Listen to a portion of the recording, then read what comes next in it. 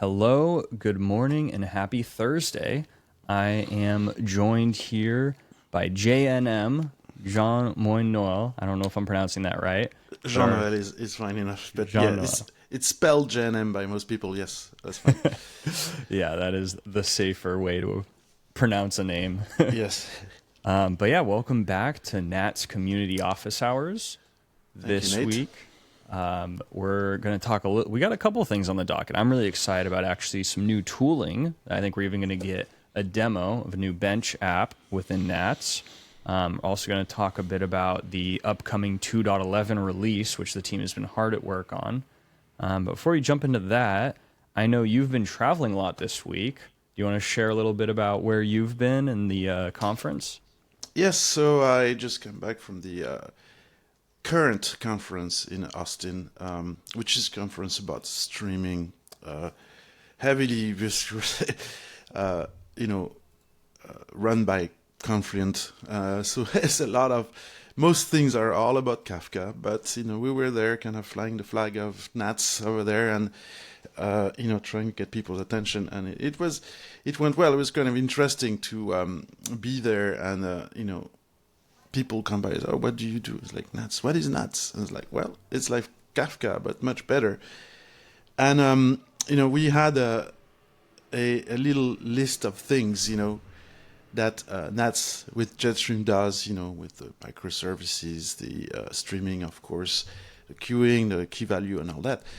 And then we kind of at the end had a list of things that we do well with NATS, and we do better than Kafka, I would assume. And he said, proper queuing, proper request reply, proper multi-tenancy. Those are things that they're not they're not the greatest in Kafka, to be fair. No partitions unless you want them. All these things, and at the end, everything in a single 12 megabyte binary. And that worked really well as a hook for people. It's a conference. They go by. There's lots of booths, lots of things. And those that would stop and quickly look at it, and they were like, you could see they start reading, and then they go like, and like, tell me more about this. Uh, and every time they, basically, they were going at the end, oh, I'm definitely gonna go and look for it and try to play with it, and I'm interested. And this sounds really, really cool. So that was that for 3 days, basically. And yeah, it went over well. So it is very good. It's still early days because a lot of those people that were at that conference, at least he didn't have to explain to them what streaming was. They knew. But they all, live in a world where there's just Kafka and nothing else. So for them to discover that there's something that doesn't run on JVMs, you don't need to deploy tons of JVMs, you don't need to deploy zookeepers, you don't need to, Oh have man. mirror makers. All these things is all built in and into a single, 12 megabyte binary. They like, really? They don't believe it, actually. At first, they have to show that a few times and say, look, ls minus l. There is, it's really, that's the size. And they're like, oh, wow. So it's good when you can blow their mind a bit like that. Um, Yeah. yeah. What do you think was like the biggest value that you would see their eyes light up? I mean, was it the single binary, the A lot of slimness? things. I think the fact that everything is in a single binary is big. The fact that you can also the flexibility that we have in terms of deployment, and the fact you can deploy Mm, it to the edge. You can literally run a NAT server on a Raspberry Pi.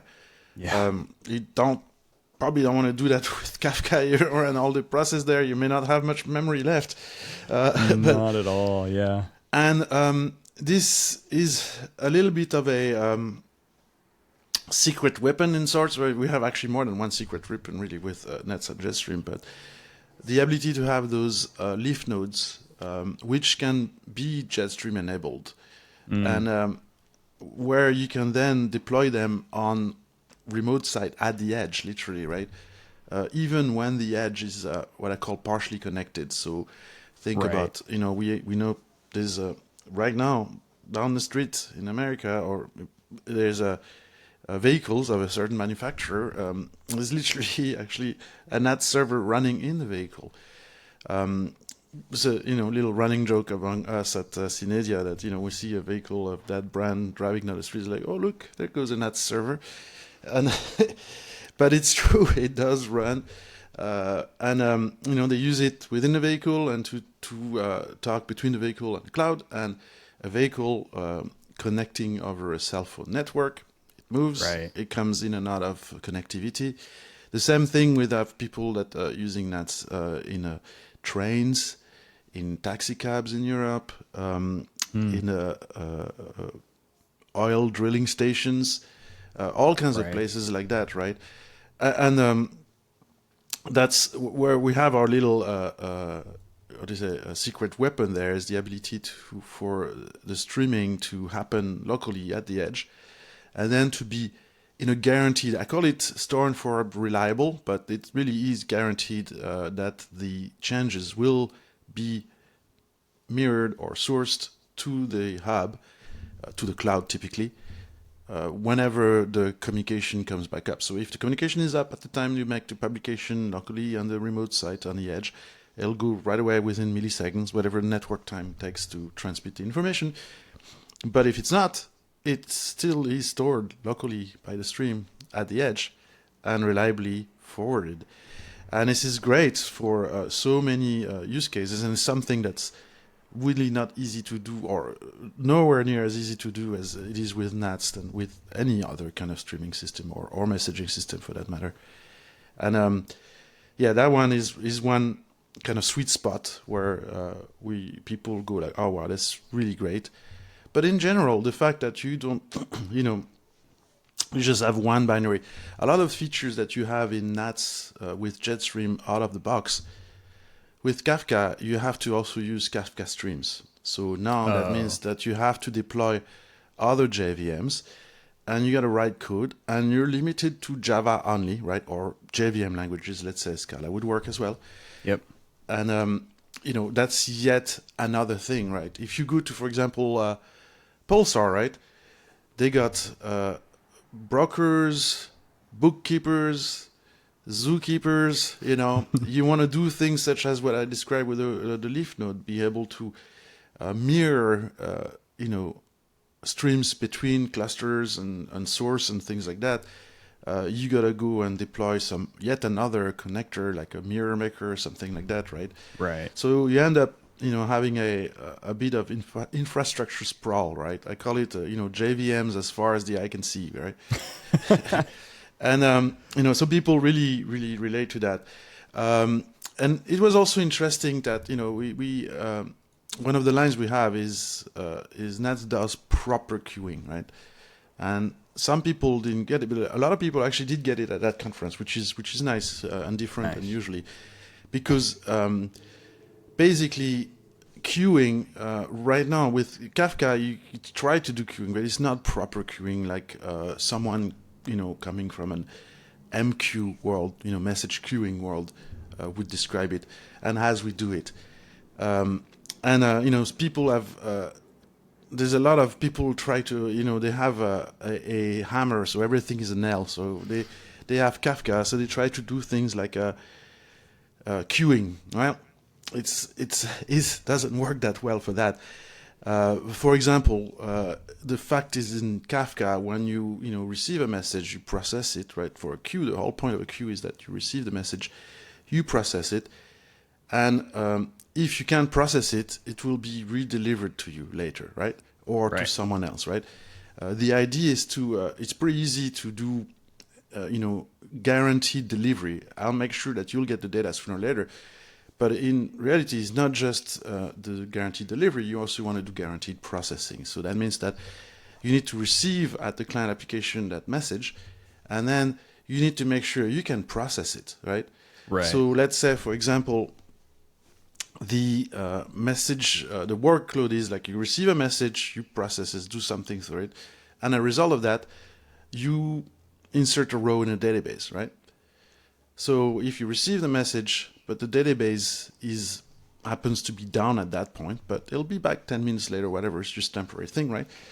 Well, you have a problem with Kafka, right? Because essentially you're blocked, right? Right.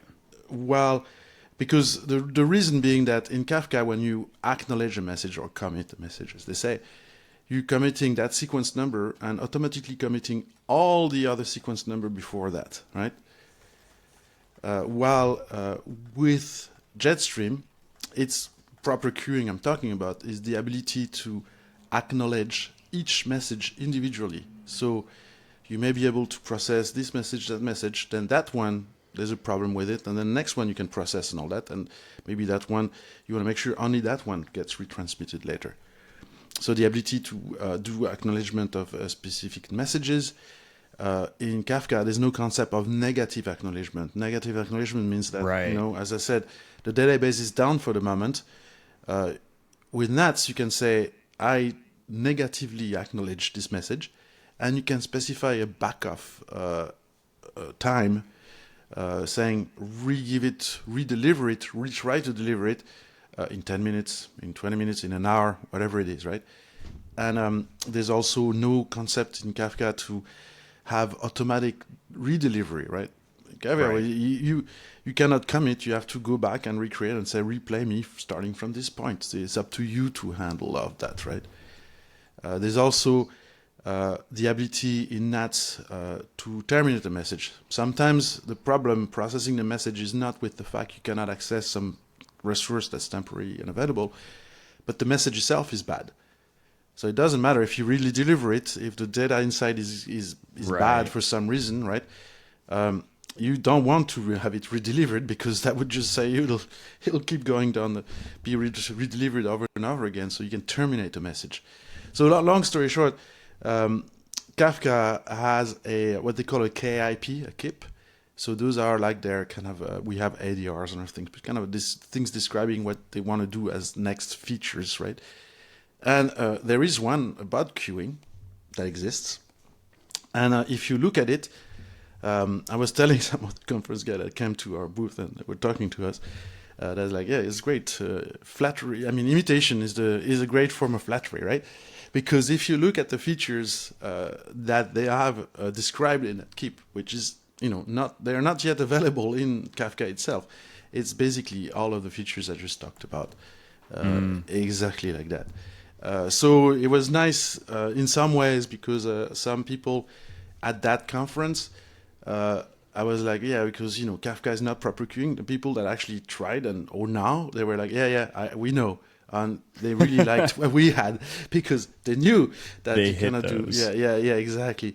Well, a lot of times I have to, otherwise I have to explain what I just explained, why there's a difference and why Kafka is actually not queuing, because many people naively think, oh, it's just queuing. It's because you haven't used a proper queuing system. Maybe you think it's queuing, but it's not. Same with, request reply. We have interactive request reply, proper request reply with geo affinity, right? While what doing request reply on top of Kafka is doing what's called CQRS. It's more like submit a job to a queue and look at another queue somewhere else, or stream in this case, for the result sometime later.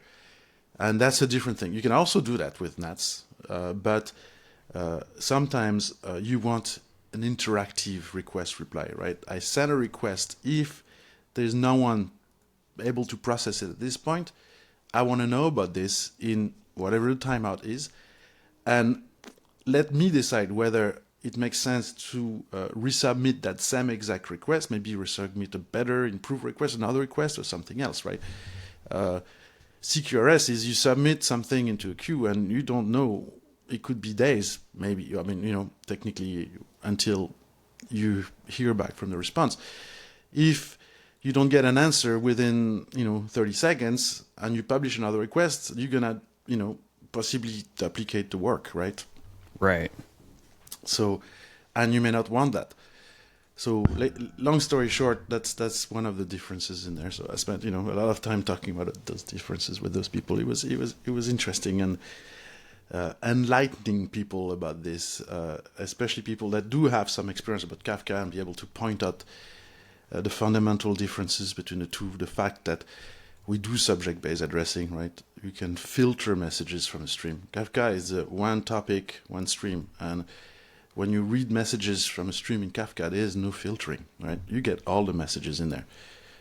up to you to then decide which one of those may be of interest to you or not. I mean, I could go on for a while, but that was my week at the current conference in Austin.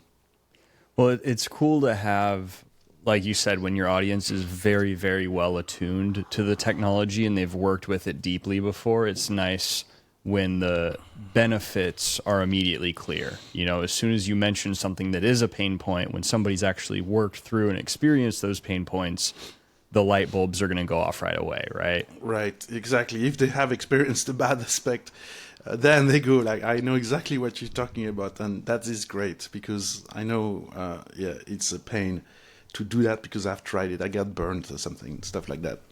Absolutely. Well, and it's fascinating to me too because you kind of touched on the weightiness that comes along with Kafka and with everything required to configure and set up all these patterns. And it's an interesting topic for me with like frameworks and developer tools and all these abstractions that we have where they come with varying degrees of opinionation, right? Where they have a more or less strong opinion on how something can be done. And in this realm of kind of distributed computing, cloud connected infrastructure pieces, I feel like it is more common that more opinions come with more setup. There's more configuration, there's more infrastructure primitives, or there's even just like the coordination layers required for those pieces. And it's always struck me how quickly, even I remember running Sidekick for a queue with a Ruby application like 10 years ago when it was all Rails stuff. And it was so funny how simple the idea of, we just need this async processing queue to handle emails, and how quickly that turned into its own set of operating procedures. Right? And, then you got to figure out the CI/CD pipeline on certain things. You have to figure out a staging environment, and it balloons so quickly. I love how NATS is fundamentally fairly unopinionated, I would say, where it provides all these primitives, but it doesn't prescribe many patterns compared to a lot of these systems and the tech used for these kind of applications. But the simplicity in infrastructure, I think, is just what's blown me away the most. And it sounds like that's what was connecting with people at this conference. Yeah, absolutely. I mean, one binary. If you've played with Kafka, there's a lot of configuration. The things you have to configure is number of milliseconds between this and that, and timings and things like that. Things that may not necessarily be easy to find the right value. The more knobs you have, to some extent, if there's 100 position, possibly there's 99 wrong ones. Yes. So I even at some point I think I showed briefly like a server config file on my laptop, and it's like, that's it. The guy's like, yeah, that's it. Or they couldn't believe there was just 12 megabytes. I had to show them, and it was like, well, the reason being, and by the way, is that there is almost basically no dependencies in the NATS server, right? If you look at the go.mod file, right, you won't see much. There's very, very few dependencies, and those that are there are very limited, very small. Because nowadays when people write code, I want something that does this. I need to do this, that. Okay, great. You Google, you go to GitHub, yeah, you find some library out there. Oh, great. This looks like what I want to do. Typically, it will do a lot more as well, or stuff, right? And you just go like, import or, go get, and off you go, and you start using it. You do that 10, 20 times, then you end up with a very big binary. And another aspect that someone pointed out is like, oh, this is great because that means also you have, the more dependencies you have, the more chances that at some point there'll be a security, advisory on one of those dependencies, right? And therefore, what you're doing is a compromise security-wise because you're embedding something that is that has a bug. The more you import things, the more likely this is to happen. So in our case, there's very, very few dependencies. Whenever there is a security advisory that there's a new version of this and whatnot, is not that often because we have less dependencies in the NATS server, at least. Of course, it's different. And like, for example, the the NATS CLI client has a much larger, right? But it does all these different things, and it does import, more libraries this way. So it's specific to the server, and that's kind of what you want. That's the part. It doesn't matter if the NATS CLI is 200 meg or whatever it is, yeah.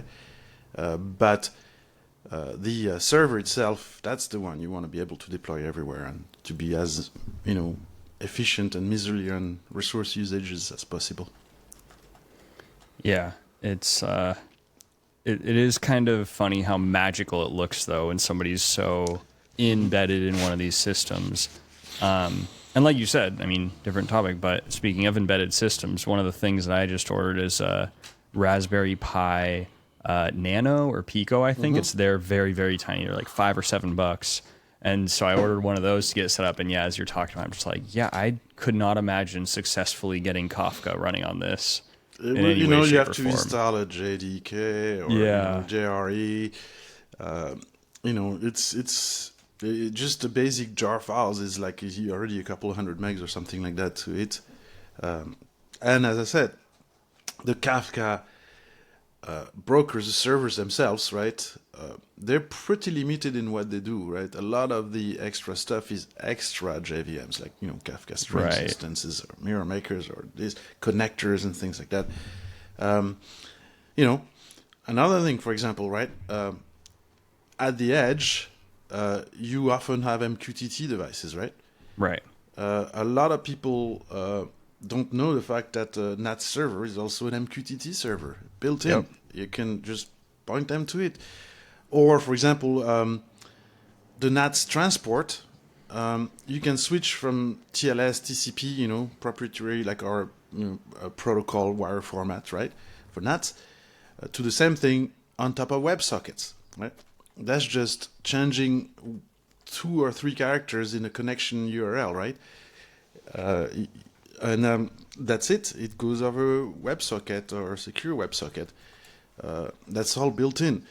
If you want to do WebSocket to Kafka, you gotta have some other kind of connector or something else, etc. Right? Yeah, that's probably it for.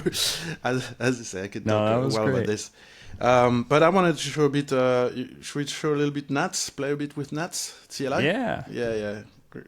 Hopefully, people like some. Not just us talking and stuff like that. So yeah, we did have Tom in chat. Thank you, Tom, for saying hi. And despite our best efforts, I reconfigured the YouTube connection this morning and even did like a 60-second test stream. But when we went live for this session, for the actual office hours, it's not working again. So I think I'm gonna have to go to Riverside support at this point because it literally fired an hour ago and now it's just not live. So apologies. We're just talking to ourselves. No, we're on Riverside, so we have people watching on Riverside. Okay, great. Yeah, and that's where a lot of the people in chat have been coming. And again, we appreciate everybody coming and hanging out and providing questions. And we will be addressing if you have any questions. So please feel free to drop them in chat whenever. We're going to get a little bit of a demo of some of these new tools coming out from JNM right now. But if you just drop those questions in, we'll get around to them. So yeah, thanks again for being here. Cool. So yeah, this is stuff that's released inside the latest release of the NATS CLI, which happened a month ago or something like that. And there's really the NATS CLI tool is amazing. It does so many things, and almost too much. It's hard for anyone to know exactly everything that it does. So I'll go through a few things here that some people may not even know exists, right, or is possible. One that I like, for example, is there was a standalone software we call NATS Top, right? Sometimes you want to see kind of like Top, in Unix, right? You want the equivalent for a NATS server that is now built into NATS itself. So if you do NATS Top, right, you need to use a system account, right? So in my case, I have a context for a system account, and a name of a server. I think I called mine server test. Boom, there you go. And Let me 1 second. Let me get that arranged nicely. Okay. Oh, like this. There we go. So right there, you can actually see the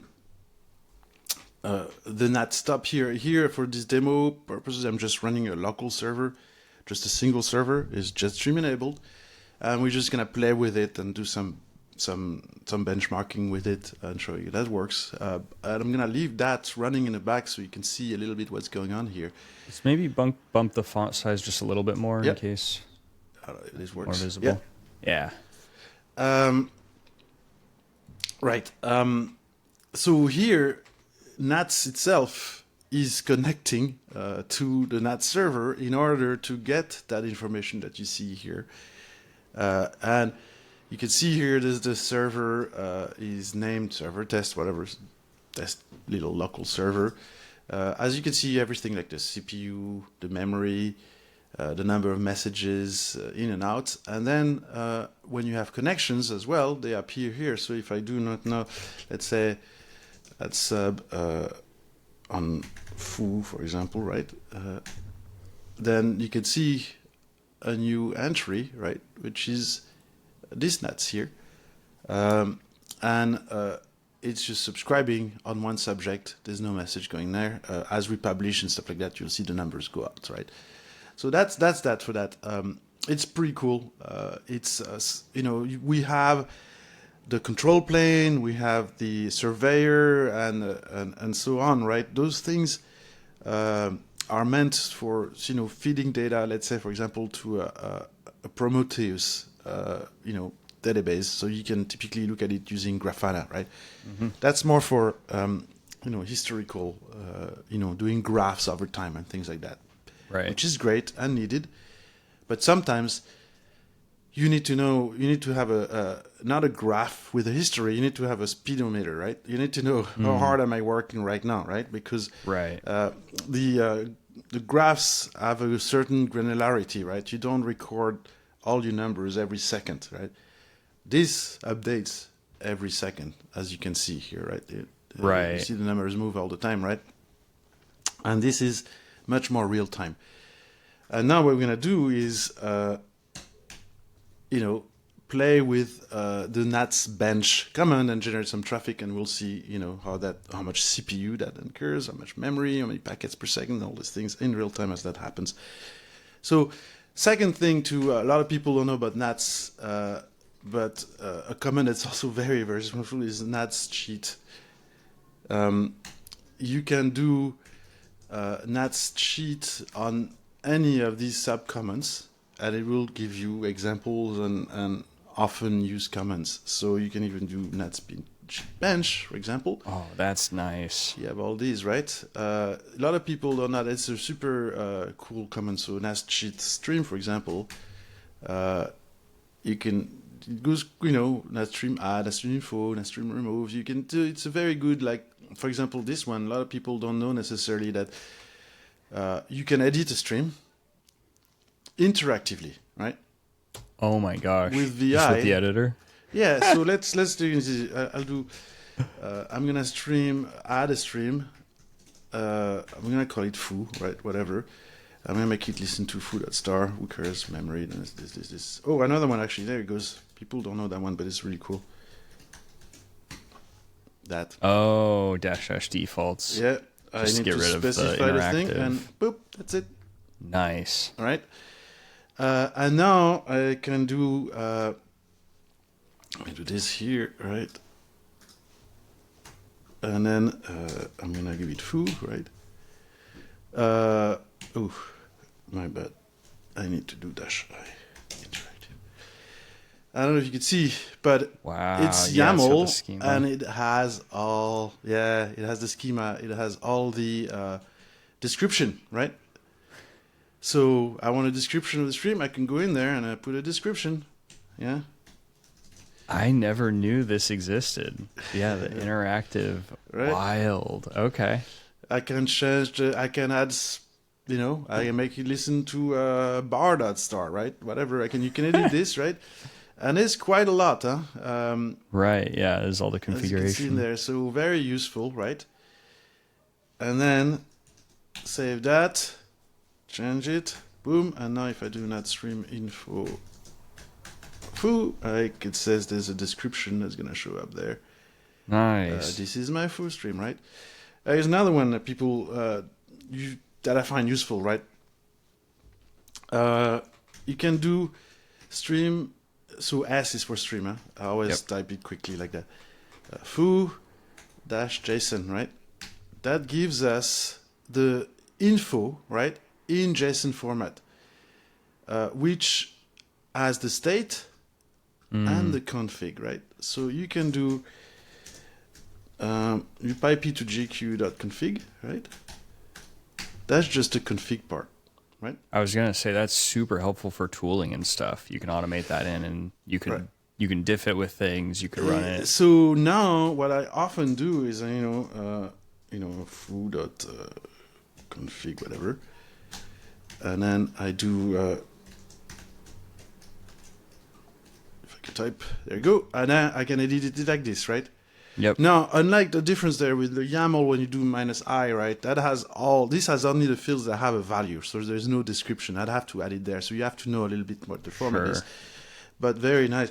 You can edit this way, and then you do NATS stream edit dash config, foo.config, right? Yep.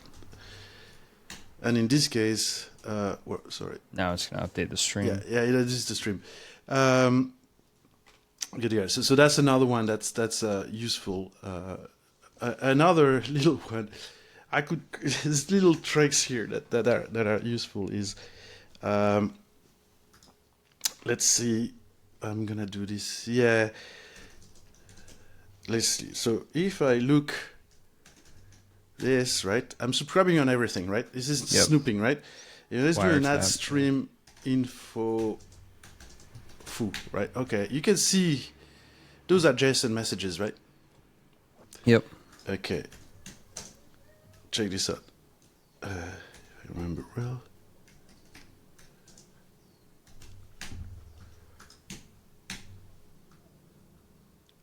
Oh. So now it's running it through JQ to get the JSON every format? message. Yes, he passed the message to GQ. It could be JQ, could be, you can translate to anything you want, right? Oh. And now it's in, JQ in this case does nothing, but I could just say, hey, filter on config, right? That's so cool. Just being able to do a little mini pipeline there in one command, basically. Exactly. Yeah. This is super useful sometimes because we all like just that translate JQ is really really convenient because very often the payload is JSON, right? And you want to look at this, yeah, or you want to look at this way, You pick. I prefer that one if I'm going to look at it. Other little things, I don't know. You can do, and this is what is it, subjects only, I think. Subjects only. This is useful sometimes when you want to just, you have a lot of traffic, right? In real life, often you're looking at this ability of NATS to be able to listen to any subject, right? Is useful for debugging, for example. You build an application that publishes this, subscribes, there's some problem, you don't know what's going on, you want to know what's going on, you can see all the messages. Often with the data, it's a bit too much, right? You don't necessarily care about what the value of the message is. You can just say, oh, it did publish on this subject and it did subscribe, that's all you want, right? So you can do subject only as well. And another thing is you can do it's time for timestamp, right? And now it will put the timestamp of every message. Oh, nice, right? Yeah. So you can rebuild that history. Yeah, and then see this. It's delta time, right? That's right. That's the one. Oh, for the time between. See? Ah, yeah. So this is from the start, right? Yep. It's just the offset. I don't know. I mean, if you've done networking, debugging, right, with a Snoop or TCP dump Yep. and things like that, right? Wireshark and things like that. This is often how you want to look at the messages, right? So Right. here I can see, for example, that someone sent a message on stream info, right, with this reply. And that much later, very shortly after that, I received the reply, which is my NATS info, stream info command that I sent there. Yep. Man, it's so nice to have all this tooling built in, and I didn't know a couple of these. Yeah. Super helpful. The dynamic editing too, or the interactive editing. That's definitely something that I can already think of ways to make use of that in demos, just to be able to kind of pop it open and inspect what Right. the stream's doing. How about this one there? So what command is that? That's NATS stream graph. Right? Oh, okay. So we'll play with that in a second. Let's play a little bit Yeah. with some benchmarking, right? Yeah, and let's we'll do some use it at the same benchmarks. time, right? So there is a command called NATS bench, right? It's always been there, but it's basically been completely rewritten, Okay. especially to be much easier to use. And it has some extra features as well. It used to be that you had to do NATS bench dash dash pub this dash dash this, so a lot of dash dash dash dash dash dash, a lot of things in there, right?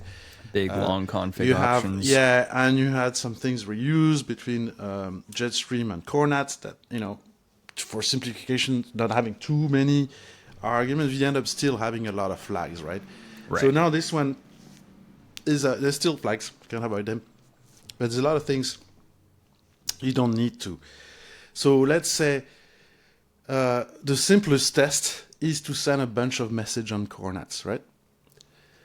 So what we're gonna do here is we're gonna do use two of them, right? Sub, and we're gonna call it test, right? And it's gonna subscribe by default. It's gonna listen for 100,000 messages, right? That's the number of message by default. And now you want to pub test, right? Oh, sorry. Yeah, with the That's payload. bench. Better if I do bench first. Oh, yeah. Test, right? Boom. As you can see, Up to 100,000. yeah. Sorry, I did my bad.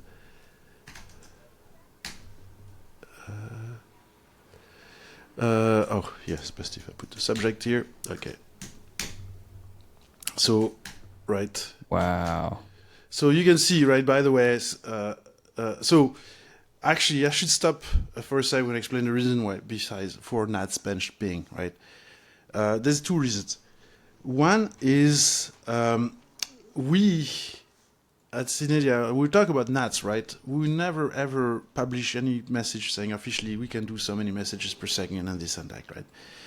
There's a saying that I like, which says there's three kinds of lies in the software business. Big lies, small lies, and benchmarks. Oh, I like Or that. benchmark numbers, really, right? Yeah. The reason being, there are so many factors in a system. Right. If it's as simple as, run a sieve to find prime numbers, something like that, to evaluate how fast the CPU is, yeah, sure enough, that's fine. That's numbers that you can run it on every machine, and every Mac of the same model, it'll give you the same numbers, right? Here, we're talking about a distributed system and something that transmits data over the network. There are so many factors that can influence quite a lot what the performance is. Not just your CPU and speed of CPU and things like that, the machine, but the network. Also, the traffic on the network, right? Mm-hmm. Also, when you start talking about JetStream, you're going to start persisting to disk. What is the speed to the file system, right? And especially true in the cloud, right? Those can vary a lot. And not only that, they can sometimes vary over time, right? So, for example, on EC2, or the same with others, right? When you get the cheaper EC2 instances, are called bursting, right? That means you get a certain performance that looks good, yeah? If you do a test for 1 second, right? Oh, that's great. But if you do a continuous sustained test, you will see performance, and then all of a sudden, it goes right down, drops, right? Yeah. That's all the way down to the file system. If you use elastic block storage, right, for example, you have different types of file system. There are the GP, GP1, GP2 for general purpose, and the IO1, IO2, IO3. If you do a benchmark with JetStream, for example, where you just write things to a stream, so you can write as much as possible. You do it in one of those machines with a GP file system, you get a performance that's good. You do the same test sustain, right? With the JP file system, you'll get like maybe 20 minutes worth of good traffic, and all of a sudden it'll throttle you way down, typically, right? Because they're saying like, because they're making money. Nothing comes for free, right? And Amazon and others are masters of nickel and diming you, to be fair, right? Yeah. And also because the big secret, it's not a secret, right? When you provide things as a service, like infrastructure as a service, and I know that because I did one of the very first ISPs, for people, for dial-up, actually, for end customers, many years ago. You oversell your infrastructure, right? Always. Yeah. Except in India for NGS, but that's a different story. We don't at all, but maybe we should. But anyways, long story short, you're trying to push utilization up. When you're selling, you have 100 megabit of bandwidth. You tell people, I'll sell you 1 gig or 1 megabit, sorry, of bandwidth. You sell it to 200 people, right? Right. Because they never all use everything at the same time. Yep. And that's what they're doing with those bursting systems, right? Or this GP2, for instance, versus IO2 system, right? If you want the guaranteed, you'll never be throttled, because they throttle you because you abuse the system, then you pay higher price. Right. That's simple, right? So, long story short, so many factors involved in measuring performance. We never give specific numbers, but instead we give you a tool that you can use and run on your target environment. Right. And run for yourself and plug in things such as, that depends on your use case. Let's say, for example, the message size, right? I can tell you, we do so many, here I publish, there's no subscriber in this case, I did 5 million messages a second. They're 128 bytes. If I do size, I want to say 1 MB, okay. As you can see, we're not doing a lot longer. We're not doing 5 million per second and 600 megabytes per second, right? Right. What we are doing is 3.8 gigabytes per second, and I can see it ahead of time here, right? 4,000 messages per second, but because they're 1 megabyte messages, right? Right. And there we have 3,700. So, just by changing the size, I mean, it's a bit dramatic here, obviously, you get a dramatically different set of numbers, right? But the throughput went higher, too. I mean, look at that, 3.6 gigs per second. That's insane. Yes, that's. But that is exactly the levers you're actually working with. Yeah, to describe here, this is a 3 or something years old Mac Studio M1, M1 Ultra, so it's the 16 cores. But, nowadays, I think a MacBook Air has an M3 or something like that. It's probably twice as fast as this, I think, in terms of, clock speed. And I'm running a NATS server on the machine, so all the traffic here is going over the loopback interface, which is the perfect networking with. It still has latency, but much, much lower latency, obviously, than what you get over network. And very, very high throughput indeed, because you're not really going over the network, you're just going over the backplane, the bus, right? Right. But for these purposes here, it's fine. And you can see how ridiculously high the numbers you can get, right? Yeah. But that's what that shows, basically, is what the software can do, right? Right. If you give it perfect infinite bandwidth, lowest possible latency, network in quotes in this case here, that's what it can do. So obviously they're going to be all down from there, but it's all going to be down because of the network, right? Right. By a faster network, you'll get faster numbers, right? With the same machines. That's the point here. Well, and this is handy too because, again, there's so many different trade-offs and decisions that can be made with the NATS system. This is a great tool for running it within your context, running it on your local environment if you just want a rough idea of things, but then actually being able to point this against your production infrastructure and run some of these tests. Exactly. And that brings us to another second reason why you may want to use the reason being of NATS Bench is you can also use it to generate traffic. Right, load testing. Load. So, and the way you can do this is you can set the duration here. So, I want to, I want, I don't know, 200 microseconds between each of my messages, right? And you can see now, right? It's about 2,200 rather than about 4,000 per second, right? Right. Publishes one, sleeps 200 microseconds. Again, 1 megabyte here. It's whatever it is, but the idea being that you can also use this to generate load. Right. Which can be useful in some test scenarios as well. Well, I was going to say, because in theory, you could run multiple bench commands Indeed. at the same time, right? So you could have a drawn-out, like, kind of consistent traffic bench command and then run a secondary one to do a burst and kind of test, okay, we have this one with a sleep that's doing a low byte, whatever. Now let's throw in a specific, period of burst, whether that's amount of data or amount of messages. You can tune that and just have a couple of these kind of scripted together. Right. You indeed tend, these tests, this one here, where I'm just publishing here and no one is subscribing, is, of course, the number is very high because it just goes to the server and the server says there's no interest for the message or the subject or dropping there. Most of the time, you will indeed run more than one instance of NATS Bench. What you can do is you can do like 2 clients, right? So NATS.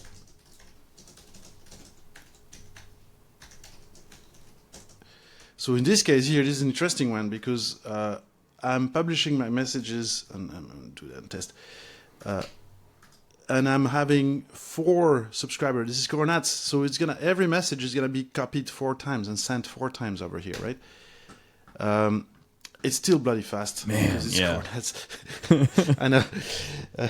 And by the way, another thing about benchmarks in general, right? If the benchmark takes like a tenth of a second or less than a few seconds to terminate, you may want to make it a little bit longer to actually get a proper number, right? Right. And there's another one, right? I forgot because don't do benchmarks on laptops. And the reason being is I don't care how many cores your laptop has. It's a gaming laptop, all this stuff, right? By definition, a laptop is compromised in terms of the amount of heat dissipation that it can do. No matter what you do compared to a proper desktop, right? Though to be fair, the Mac silicons are so good at power consumption that actually they don't heat as much as compared to Intel chips, for example, right? Yeah. So Intel chips, so you have your nice laptops, it turbos to 4 gigs or something, like 4 gigahertz and stuff like that, right? The reality is that on a laptop, you get about 30 seconds, and then at full speed, right? The temperature creeps up. At some point, the fans are going, and they're trying to fight it, but at some point, after about 30 seconds, it's gonna get high enough and not going down because there's not enough airflow, because it's physically impossible to on a laptop, right? And what's gonna happen is your clock speed is gonna be throttled down, right? Right. And if you do that, then the performance goes down. So basically, if you're trying to measure performance or something, my advice is don't use a laptop, or otherwise you don't do more than a 20 or 30 seconds test and then wait 20 seconds, 30 seconds to see the temperature goes down, and then you can run again, because that's how you'll get the best numbers, because you'll have the full burst clock speed. Yeah, no, it totally makes sense. And I've had, even these days it feels like just having a Chromium browser open can sometimes be enough to get you a bit of throttling on laptops. But no, it's a good call. I'm curious too, because I've got one of the newer chips. I've got I think M3 in my MacBook, and so I'm curious. I'm going to try some of these benchmarks on the M3 and see how the Apple Silicon does, because it really is. Their engineering feat on the power consumption side has been very impressive. Like it's incredible. I mean, my that's M1 Ultra in my Mac Studio has so 16 fast cores for economy cores. The thing pulls like 32 watts or something like that.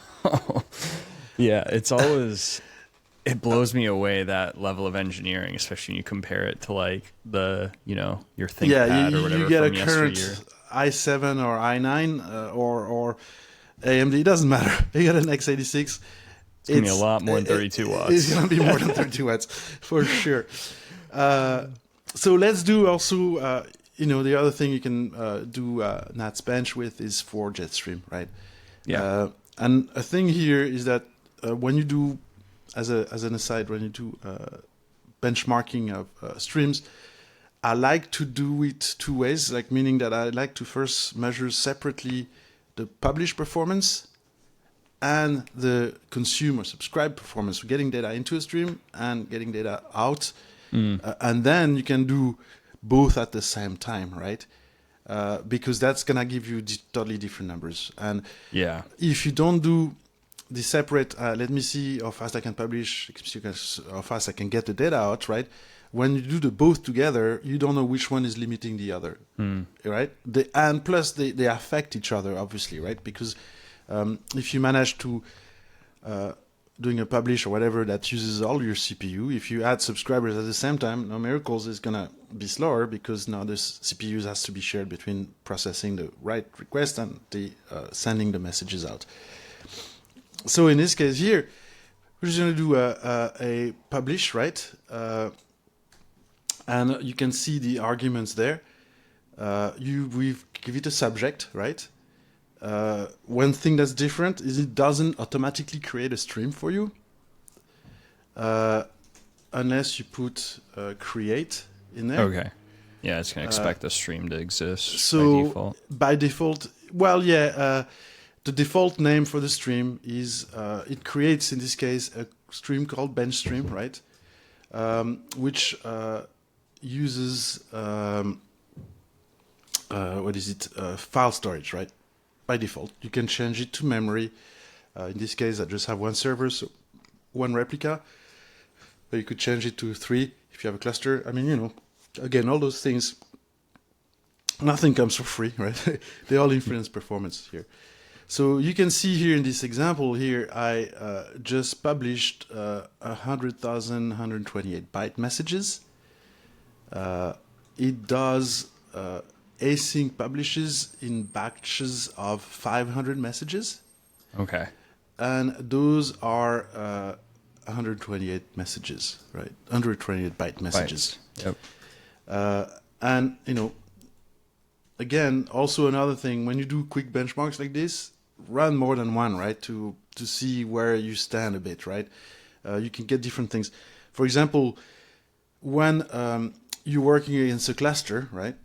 And you're doing pub sub between nodes and things like that. If the two processes, the two NATS bench commands, right, being a cluster, when they connect, they'll pick at random one of the 3 servers to connect to.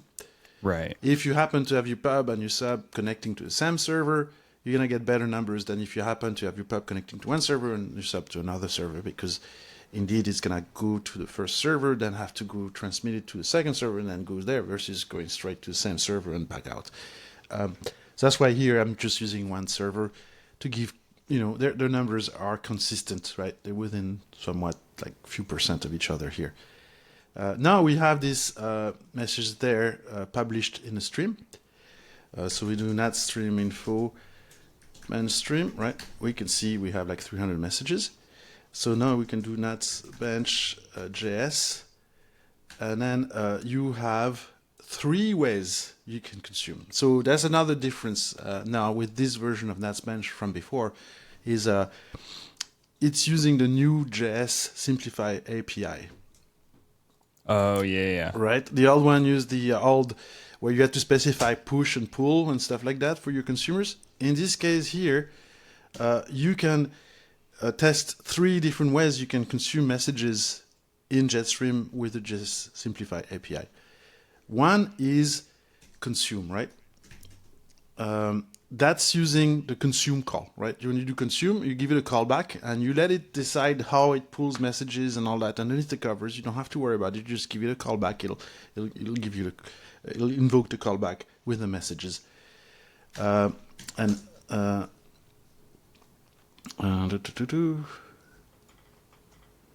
okay. We're gonna do making max expanding. Oh, I have something. Wait a second.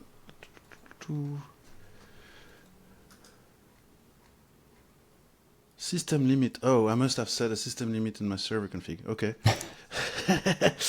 That's annoying. I'll have to change that. Why is this? This is strange. Maximum pending? Is there leftover stuff from a prior command? Well, let's, you know what? We're gonna do, we can always create a consumer ourselves, right? We're gonna add a consumer, call it C, whatever, and then it's pull all the defaults with, in this case, explicit acknowledgement.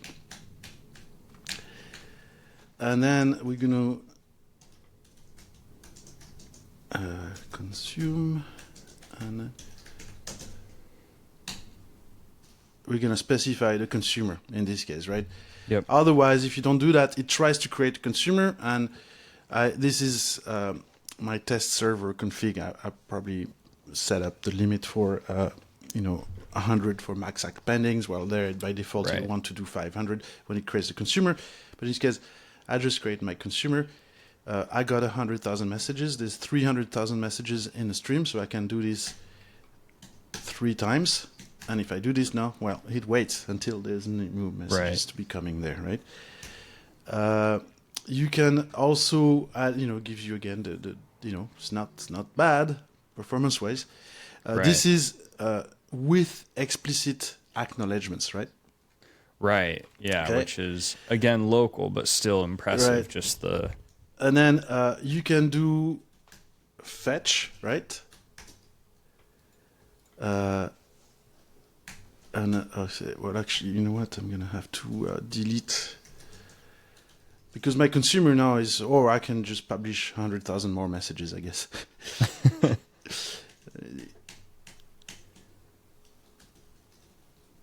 Okay. Oops, fetch. Right, that should even work there again. It's that same max act pending. So there, it's using the fetch command. So what it does is fetches, and you can specify the batch size by default 500, right? Rather than use the consume, right? And now you can see whether that makes a difference for you depending on what test you want to do, right? You can also use an ordered consumer, right? Oh, okay. Many people don't know the ordered consumer should really. So when you decide what type of consumer you want to use in NATS, right? You have to go this way. The decision tree is this: do you want more than one application to consume from that stream, right? That's a shared stream. Use a durable consumer, okay? You want to keep state, so your application comes like here, right? I stop the application, I consume again, right? I get from the same point I was at before. Right. You want that? Use a durable. Otherwise, use an ephemeral. And if you're using an ephemeral, you have the choice of using consumer with explicit or not acknowledgements there, right? Right. that you use with consumer stuff, or you can use what's called a ordered consumer. Ordered consumer should be your default to go. Why? Because despite the fact that with ordered consumers, you at the application level do not need to acknowledge every single message, right? It's still reliable. It was basically guaranteed delivery in order, right? Right. An ordered consumer has some stuff, some intelligence in the library, right? To create a consumer, get the messages, and even if your app gets, for example, disconnected from the server it was connected to while using that ordered consumer, and the app, typically the client library, reconnects automatically to this server or another server, right? There's a gap in between there, right? It recovers from that, make sure there's no loss in order to present to you those messages in order, hence the name, ordered consumer. And some people assume and say, oh, but there's no acknowledgement, right? I don't have to acknowledge. It must be less reliable. It's not. The acknowledgements in NATS are really not for guaranteed delivery, but guaranteed consumption, right? Right. Yeah. What I was going at before. It will give you every message in order exactly once. After that, if you want to, not just that, but also make sure that you signal the fact that you have processed that message and you do not want it to be redelivered to you later because there was a problem right now, you do not need ACKs, right? Right. Even consume the normal consumers with the new JetStream API, you can do ACK none, right? And the fact that your application does not have to acknowledge every single message, because we have this flow control with the maximum number of ACK spending, right? It has a big influence in performance. Case in point here, we're doing up to 200,000 per second with explicit ACKs, right? Yep.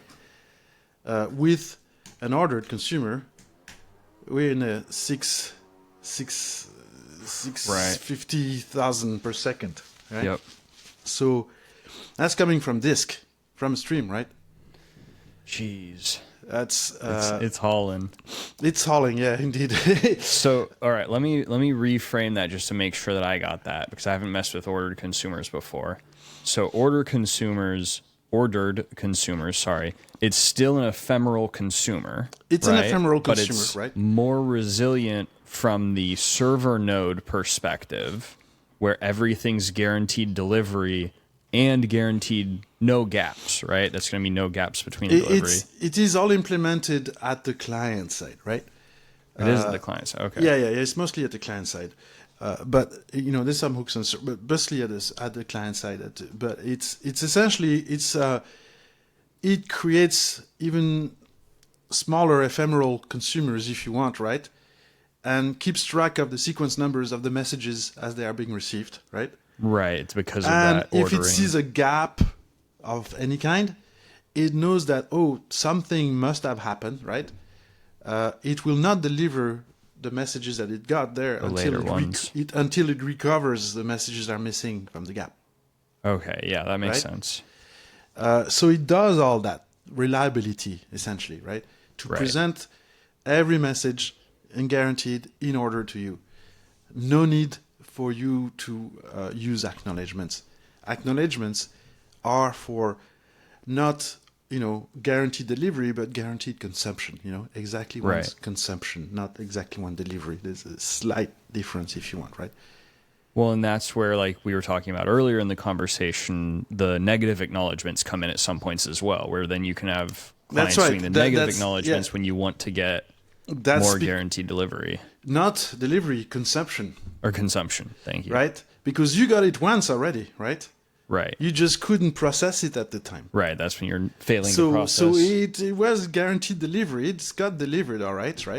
It's just that you can't deal with it right now. You want the system to redeliver it to you later because you can't. It's not that you didn't get it. It's you can't process it right now. So that's a distinction that people often, coming from other things, it's like, if you don't have ACKs, surely you can't be reliable. It's like, no, this is not UDP, man. It's besides the fact it's all on top of TCP, there's all kinds of reliability Right. at that level. There is an extra level of reliability and given by NATS itself. And so the ordered consumers, if you are just using an ephemeral consumer, should be your go-to type of consumers. And that's where you'll get this difference between 200 and 600 is mostly due to the fact that you don't have to acknowledge at the application every time. Right. Well, we're at the end of our hour.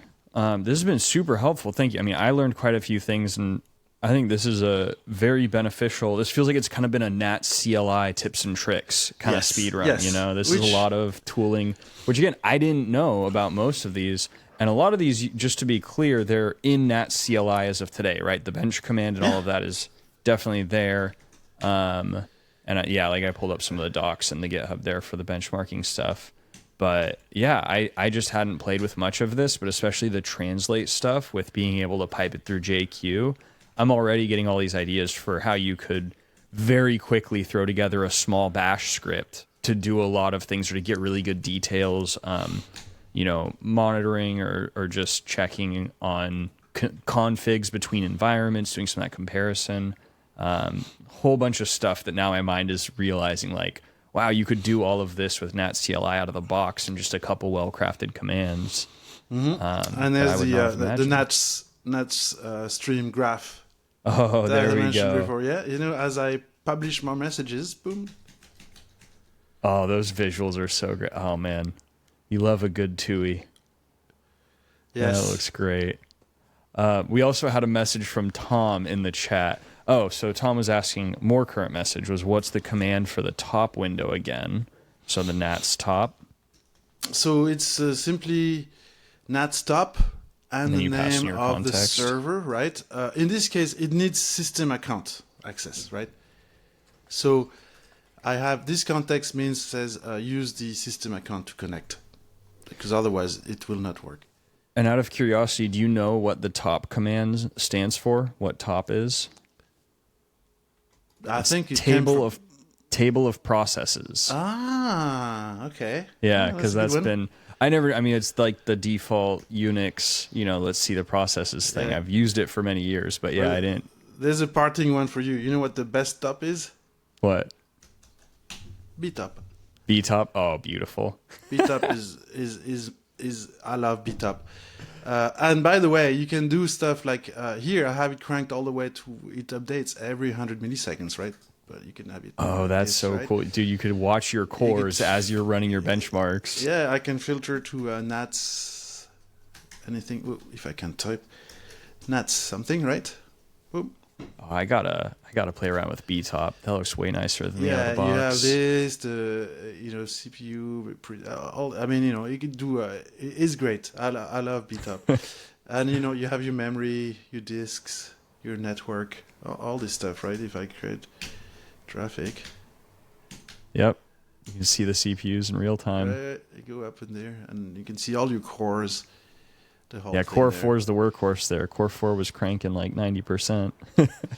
Well, it's in this case, it's not using all my 16 cores. I could have more and stuff like that. I'm not trying to get the best possible number here. I'm just giving you basic tests. Yeah, that's just system architecture. Earlier, Tom had a fun message, by the way. He said, to be fair, there are also limitations in the Windows client OS around networking to limit you from being able to host large servers on the desktop editions.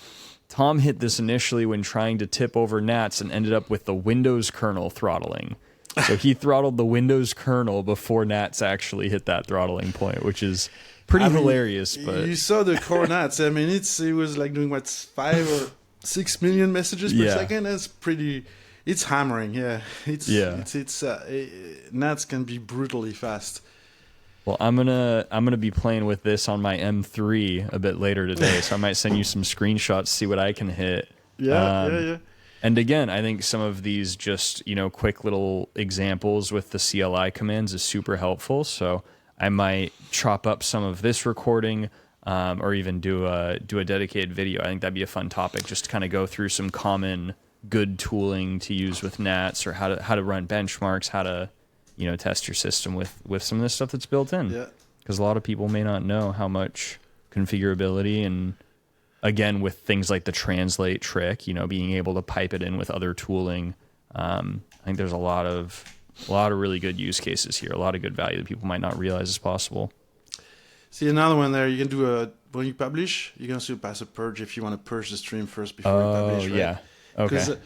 So otherwise, you don't realize you're just adding each time you do pub, right? And then, Yep. You know, if you do pub and sub at the same time, which we could do here, right? So if I do there,